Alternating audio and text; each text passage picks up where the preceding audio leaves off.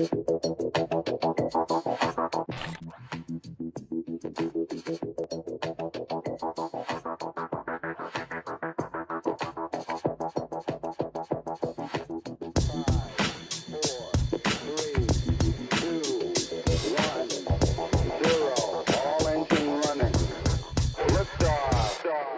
space station will be our gateway to the universe, our foothold in outer space, the keystone of our space program. With it as our base camp, we will be able to reach the planets and perhaps one day to the stars. What are the experiments that are being conducted geared towards future, longer space travel and exploration? A lot of the experiments we're doing up here really directly relate to those long duration missions that will take us beyond low Earth orbit, beyond low Earth orbit.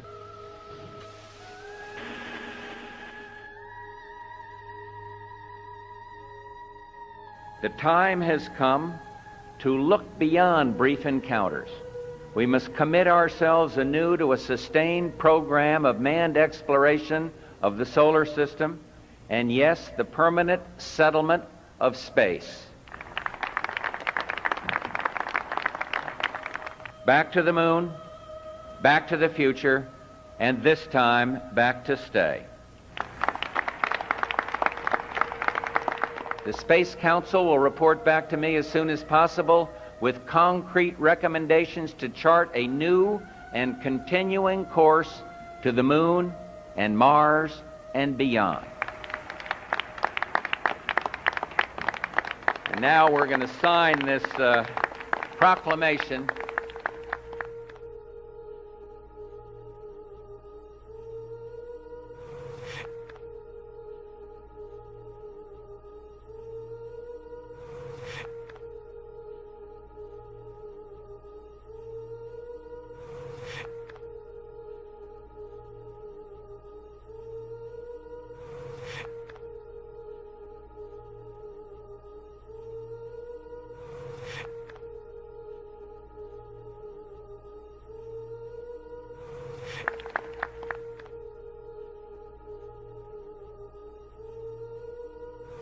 It took us 8 years to get to the moon the first time, 50 years ago, when we had never done it before.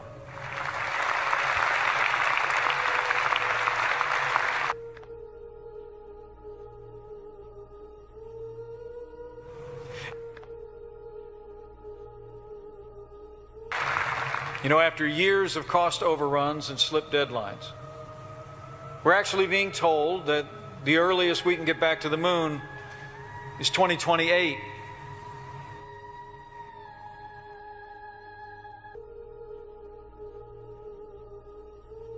In the past 30 years, no human being has set foot on another world or ventured farther upward into space than 386 miles. Today, I announce a new plan to explore space and extend a human presence across our solar system. Using the Crew Exploration Vehicle, we will undertake extended human missions to the moon as early as 2015. With the experience and knowledge gained on the moon, we will then be ready to take the next steps of space exploration, human missions to Mars and to worlds beyond.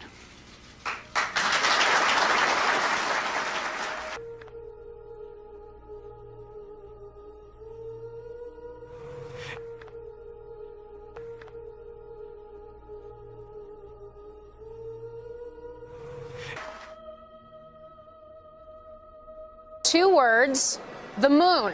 This is the key focus of the fiscal 2020 budget being proposed by the Civil Space Agency today. Now, according to NASA Administrator Jim Bridenstine, quote, "We will go to the moon in the next decade with innovative new technologies and systems to explore more locations across the lunar surface than ever before." A series of small delivery missions this year. Then we've got new landers expected, robots eventually, according to NASA, humans by 2028.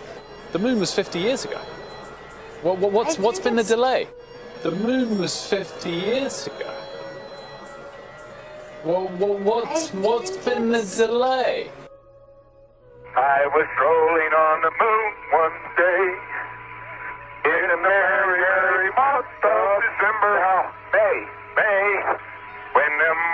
nice surprise.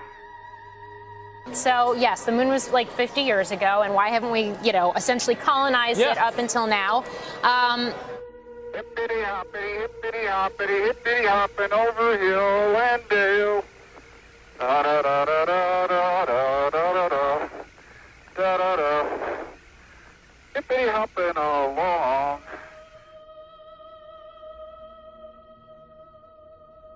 Nobody is more committed to manned spaceflight, to human exploration of space, than I am.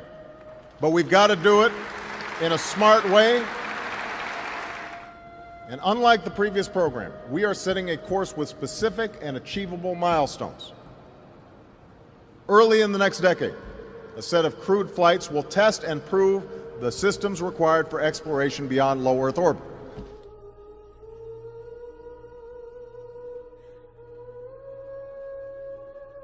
After spending more than 45 years in low Earth orbit, President Trump and our entire administration believe that it is time to push onward to new horizons and new destinations. Today, NASA is essentially trapped in low Earth orbit.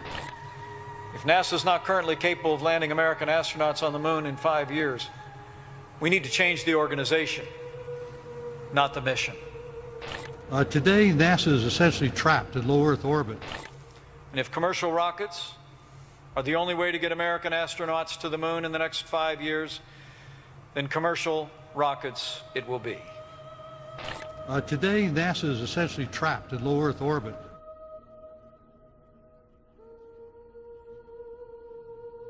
And in December, I signed a historic directive that will return Americans to the moon for the first time since 1972, if you can believe that.